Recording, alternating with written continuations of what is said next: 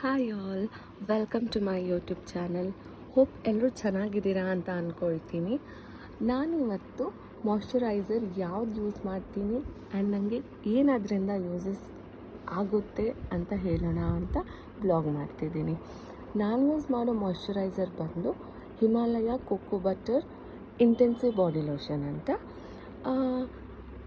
Deep ಆಗಿ moisturise ಮಾಡುತ್ತೆ ಮತ್ತು ಬಾಡಿ ಹೈಡ್ರೇಟೆಡ್ ಆಗಿರುತ್ತೆ. ಇದರ ಫ್ರ್ಯಾಗ್ರೆನ್ಸ್ ಮಾತ್ರ ಸಖತ್ತಾಗಿದೆ, ತುಂಬ ಪ್ಲೆಸೆಂಟ್ ಮತ್ತು ಫ್ರೆಶ್ ಫೀಲ್ ಬರುತ್ತೆ.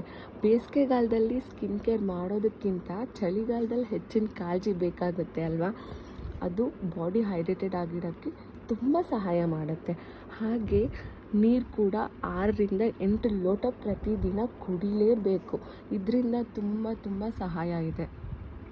ಮತ್ತು ನೀವು ಯಾವ ಮಾಯ್ಶ್ಚರೈಸರ್ ಯೂಸ್ ಮಾಡ್ತೀರಾ ಅಂತ ಕಮೆಂಟ್ ಮಾಡಿ ತಿಳಿಸಿ. See you in next blog. Thank you.